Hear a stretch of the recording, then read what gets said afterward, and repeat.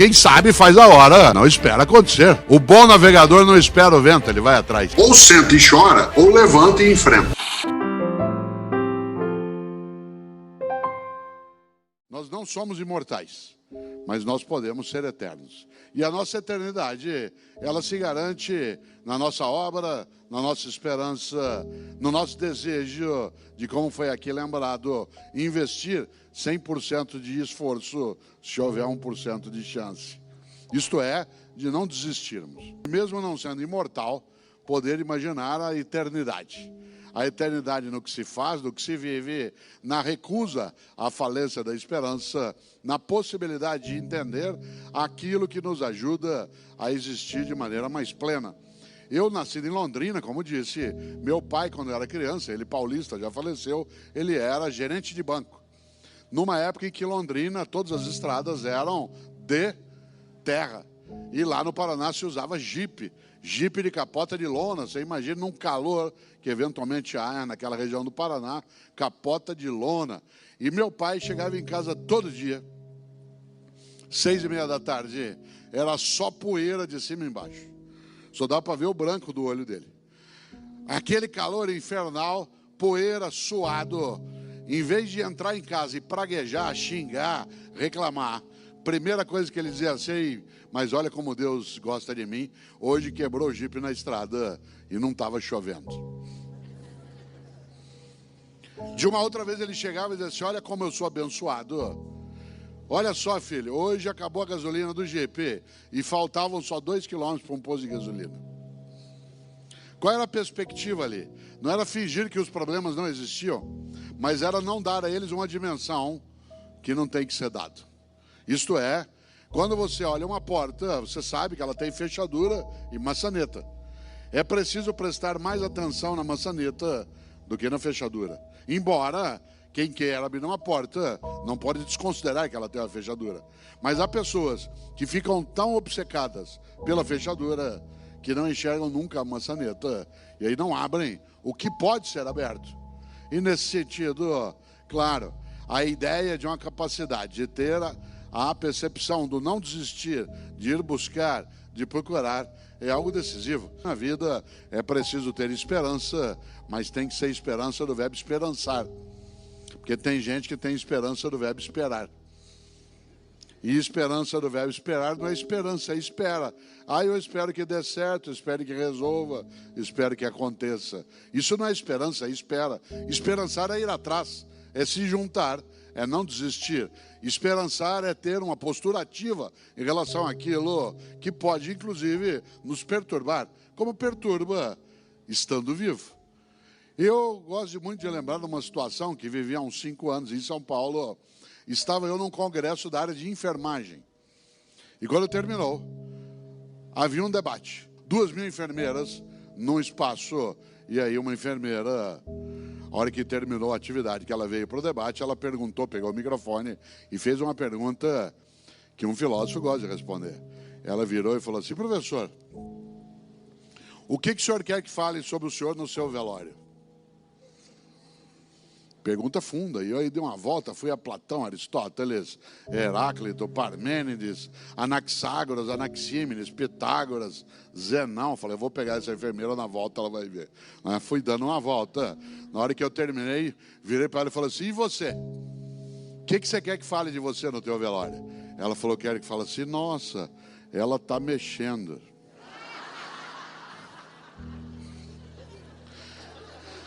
Que é a expressão mais simples, menos sofisticada, sem elaboração teórica e sem abstração. Afinal, o que é que um ser vivo deseja? Permanecer vivo. Se essa vitalidade nos honra, se essa vitalidade ainda é digna, se essa vitalidade não nos machuca.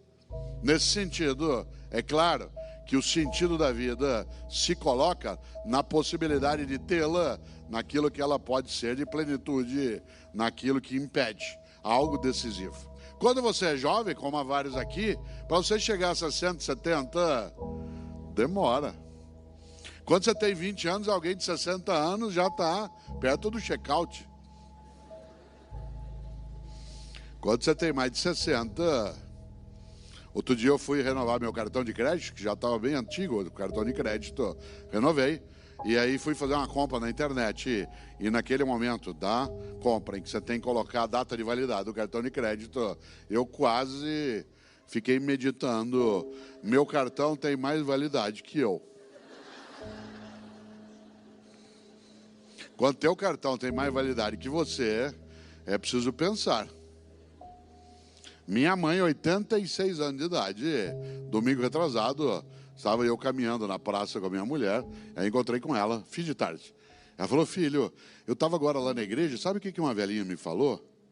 Eu falei, mãe, defina a velhinha. A senhora tem 86 anos. Ela falou, deve ter uns 88, por aí. A vida é muito curta para ser pequena. E quando é que você e eu apequenamos a vida? Quando a gente tem uma vida banal, fútil, superficial, inútil, morna, descartável. Um grande pensador gaúcho tem uma frase de uma clareza, só não entende quem não quer. Disse ele, a única coisa que você leva da vida é a vida que você leva. A única coisa que você leva da vida é a vida que você leva. Não é a vida que te leva. É a vida que você leva. Com a tua condição, com a tua esperança, com a tua turbulência, com a tua dificuldade, mas sem acovardar-se, sem desistir, sem entregar. Interessante. Essa expressão de Aparício Torelli, a única coisa que você leva da vida é a vida que você leva, ela se aproxima um pouco do grande poeta gaúcho, que é aquele sim que eu admiro mais, Mário Quintana, um homem estupendo. Todos esses que aí estão atravancando o meu caminho, eles passarão, eu passarinho. Todos esses que aí estão atravancando o meu caminho, eles passarão, eu passarinho. Mário Quintana, um homem genial. Ele tem uma trova que eu vou fazê-la para você e eu não esquecemos. Ele diz, um dia pronto, me acabo. Seja o que tem de ser, morrer que me importa, o diabo é deixar de viver. E quando é que você e eu deixamos de viver? Não quando a gente morre, mas quando a gente vai tendo mortes cotidianas, com a morte da esperança, a morte do afeto. Você deixa de viver quando morre tua capacidade de amorosidade, de solidariedade, de fraternidade. Por isso, quando Disraeli fala, a vida é muito curta para ser pequena, é claro que nós não somos, obviamente, imortais. Mas nós podemos ser eternos. Claro que imortais não somos. Aliás, vários filósofos pensaram sobre o tema da vida e da morte. Entre eles, Epicuro, que tem a mais expressiva frase sobre isso, dizia ele, eu não temo minha morte por uma razão, nunca vou encontrá-la. Enquanto eu existo, minha morte não existe. Quando ela existe, eu não existo.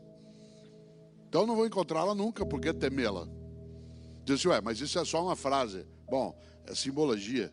Nós vivemos de simbologias. Ou o de Allen, que disse, eu não tenho medo da morte, eu só não quero estar lá quando isso acontecer. Ou Chico Anísio, que dizia, eu não tenho medo de morrer, eu tenho pena. Claro, o Ariano Suassuna, nosso grande, especial, intelectual, que dizia que chamava a morte de cã, de demônia. Claro que ele estava falando ali não da morte que um dia já o levou, mas da vida que podia ser banal, fútil. E é claro que Ariano Suassuna continua vivo na sua obra, no seu projeto. Cada vez que um de nós assiste o Alto da Compadecida, vive ele outra vez? Claro. Mas não precisa ser um escritor, um ator, não precisa ser um inventor. Cada um e cada uma de nós tem a sua obra no dia a dia. Tem a sua obra naquilo que faz. Interessante. Eu, Cortella, até 10 anos de idade não havia televisão na minha cidade. Não é que não havia TV na minha casa, não havia TV na minha cidade. Por isso, à noite, o que eu fazia? Ficava pensando, não tinha o que fazer. E do que eu pensava? Que no dia que eu morresse, qual seria o meu epitáfio? Isto é, qual seria a inscrição no meu túmulo? Eu já tinha tendência à inutilidade filosófica e ficava pensando isso. Hoje eu não tenho mais essa questão porque eu não quero ser é sepultado, quero ser cremado. Essa é uma decisão individual, cada um que decide. Se você observa, um dos sentidos da vida é ser capaz de não descuidar das outras vidas e da própria.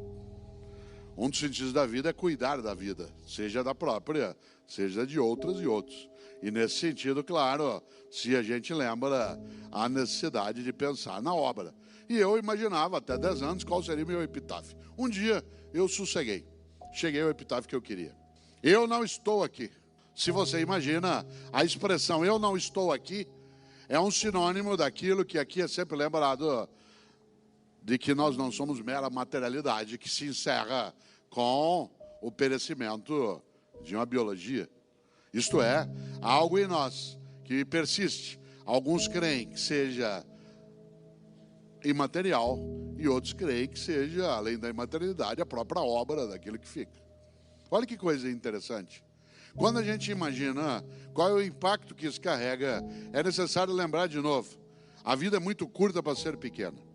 E quando é que você e eu apequenamos a vida? Quando a gente tem uma vida banal, fútil, inútil, superficial.